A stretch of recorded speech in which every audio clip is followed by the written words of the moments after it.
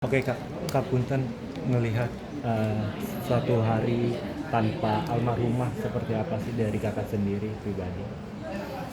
Hari ini, hari kedua, Marisa sudah tidak ada. Hari kedua jauh bisa lebih menata diri dengan baik, sudah bisa eh, banyak eh, normal, udah nggak kaget-kaget kalau seperti kemarin. Kemudian yang terpenting adalah kondisi Ikang dan anak-anaknya juga mulai stabil, harus dibiasakan tanpa ada kehadiran seorang istri maupun ibu di dalam rumah ini. Karena buat saya kehidupan itu memang harus terus berjalan, apapun yang terjadi, kehilangan, karena memang itulah tugas kita hidup di dunia untuk terus bisa mengisi dengan sesuatu yang baik. Ya mudah-mudahan terusnya bisa lebih baik lagi, lebih baik lagi. Kak, tapi menguatkan Bang Ikang sama anak-anaknya seperti apa sih? Saya kalau ditanya bagaimana cara menguatkan, cara yang paling baik ketika berhadapan dengan kematian yang dialami oleh seseorang, baik itu dialami oleh sahabat maupun keluarga, adalah kehadiran.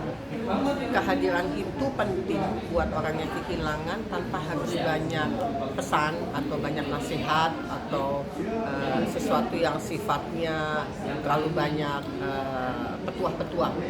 Karena sebetulnya dengan kehadiran secara fisik mencoba untuk menyenangkan dengan suplai makanan atau misalnya memberikan cerita-cerita yang menarik, itu mungkin jauh lebih sehat. Itu yang saya hindari gitu. Jadi kalau ditanya apa yang saya lakukan dengan kehilangan seorang kakak kandung yang memang masih memiliki keluarga, ya salah satunya karena rumahnya juga berdekatan, ya kehadiran setiap hari gitu ya, mau apapun bentuknya, tapi yang nggak penting pun datang. Jadi sekarang kayaknya jadwalnya harus lebih sering ke rumahnya Ikan. Kayak yang kita tahu kan almarhumah bersama tiga saudara. Nah, kalau boleh tahu kapan terakhir kali kalian bertiga quality time bersama sih Kak? Kalau ditanya quality time bertiga, kayaknya aduh kapan, udah lama banget gitu ya, terakhir lebaran itu lama banget gitu. Itu salah satu yang sampai sekarang juga saya sesalkan gitu ya, karena kadangkala bermain dengan pekerjaan sehingga lupa waktu untuk quality time dengan keluarga, walaupun keluarga inti pun menjadi sesuatu yang utama. Tapi kalau ketika telah menikah, punya kehidupan sendiri, punya cucu, ngurusin macam-macam gitu ya, dengan traffic yang ada di Jakarta, untuk ketemu saja sebetulnya sesuatu yang sangat privilege buat saya pribadi. Tapi ya ini sebuah pembelajaran bahwa dengan tidak adanya Marisa sekarang menjadi anak sulung, artinya memang kedudukan saya sebagai anak kedua yang harus memimpin untuk mengeratkan kembali lebih sering lagi, seperti tadi yang ditanyakan, untuk bisa guyup supaya waktu pun tidak terasa untuk bisa diisi dengan sebaik-baiknya. Tapi biasa bertiga ngabisin waktunya ngapain sih Kak? Kalau bertiga kami jarang gitu ya, tapi kalau berkeluarga itu karena menikah dengan musisi gitu ya, jadi urusannya musik gitu kan, bunyi-bunyi atau misalnya diskusi ringan, tidak menyentuh politik kalau untuk saya gitu ya. Kemudian bicara yang nggak penting atau gosip-gosip ringan gitu ya, atau gosip yang kami dengar dari surat kabar atau misalnya dari media-media online gitu. Paling hal-hal yang tidak penting, karena pekerjaan kami bertiga ini berbeda gitu. Kalau saya kan lebih arahnya urusan forensik atau urusan ilmu pidana, sementara Marisa dengan urusan bab syariahnya lah gitu, atau adik saya dengan urusan itu.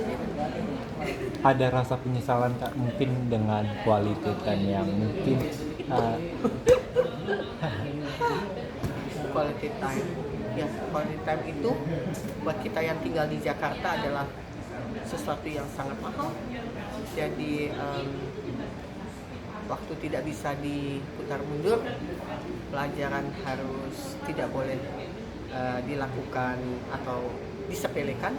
Jadi ya itu yang tadi saya katakan, posisi sebagai anak kedua yang sekarang harus lebih banyak memeluk erat apa yang namanya keluarga besar gitu kali, jangan sampai kehilangan waktu. dari Kakak sendiri melihat rasa kehilangan sosok kakak pertama seperti apa sih Kak? Kalau ditanya kehilangan saudara, patah hatinya beda sama sama suasana patah hati yang lainnya. Karena kalau bersaudara itu saya sama Ica karena usianya 2 tahun lebih, sehingga kedekatan dalam proses tumbuhnya itu bersama. Kalau dengan adik bungsu itu kan jauh usianya, sehingga terasa emosinya berbeda. Nah, kalau ditanya ketika dia tidak ada, kemudian teleponnya pagi-pagi jam 1, itu saya bangun, napas dulu, diem. Habis diem, saya ngeluarin air mata, nggak percaya gitu kan. Karena sesuatu yang sifatnya mendadak itu pasti setiap manusia tidak pernah ada yang siap. Tapi ya takdir sudah ditegakkan. Jadi apapun ya menjadi sebuah realita yang harus dihadapi. Ini kan kakak mungkin sangat berdekatan juga satu kedua, mungkin ada gelagat-gelagat rasa-rasa nggak enak ketika malam itu kak? Saya sebetulnya secara langsung tidak mendapatkan gelagat, tapi saya kebetulan kegiatan malam hari itu di H- kurang lebih 3 jam sebelum kejadian itu saya memang lagi ngurusin cucu. Kebetulan hari itu adalah hari cucu, jadi saya sama Eki ke rumah anak saya, kemudian kami seharian di sana dengan segala macam urusannya. Kemudian ketika pulang kami posting lah di Instagram gitu, kegiatan bersama cucu lagi main piano. Kemudian kebetulan Ikang kasih komen ke Eki gitu kan, ayo bro ketemuan atau apa dan lain-lain. Terus di mobil saya bilang gitu, cepat itu balas Ikang urusannya supaya nanti bisa ketemuan, begitu bahasanya. Berapa jam kemudian setelah sudah selesai kami tidur dalam kondisi lelap, jam 1 telepon berdering, kaget kan selalu begitu. Terus bilang Isya nggak ada, gitu kayaknya. Saya nggak tahu nomor. Tapi kak, ketika melihat almarhumah ketika sudah tidak ada, langsung keinget zaman-zaman kecil nggak sih kak? Apa mungkin yang diingat? Saya kondisi datang ke ruang ICU ke ruang jenazah dalam keadaan kondisi lagi persiapan untuk pemandian jenazah.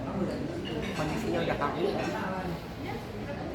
Saya cuma lihat tubuh yang saya kenal bisa bergerak, tahu-tahu sudah kaku, sudah berbeda warnanya. Kemudian saya hanya bisa memeluk, hanya bisa mendoakan yang terbaik, dan ya udah.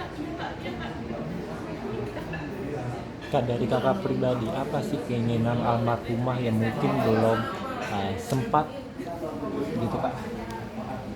Kalau keinginan dari almarhum sebetulnya itu lebih tepat ditanyakan kepada suami dan anak-anaknya. Tapi kalau saya dengar keinginan terakhirnya dalam kurun waktu 1 minggu ngobrol suami istri, ini saya tanya Ikan ya, katanya kalau saya meninggal saya maunya di tanah kusir. Oke. Itu aja. Itu bahasa sederhana, dan apa yang dia minta terakhir itu ternyata terpenuhi. Karena kan mereka tinggal di wilayah Tangsel.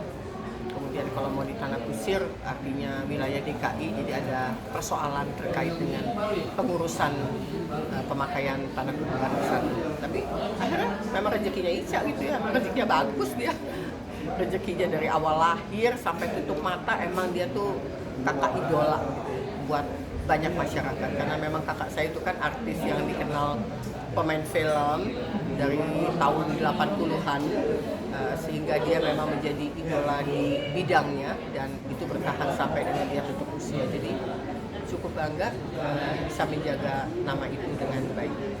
Kita melihat banyak doa dari masyarakat Indonesia seperti apa kak, dan mungkin banyak juga yang menceritakan kebaikan beliau kak.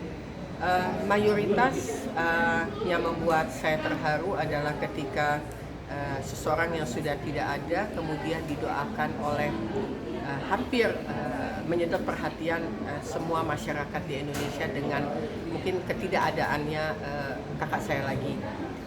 Baca caption, baca pertemuan, kehadiran teman-teman dari mulai dikatakan pasca kematian, kemudian datang ke rumah begitu banyak gitu ya, teman-temannya dari dulu tidak pernah kelihatan, kemudian ketemu kembali, kemudian mereka menceritakan semua kebaikan, dan saya pikir mungkin itu obat terbaik buat kami yang kehilangan, terutama untuk Ikang dan anak-anaknya, karena hanya itu yang ditinggalkan oleh manusia, cerita yang baik, cerita yang menyenangkan dan menjadi kenangan buat mereka.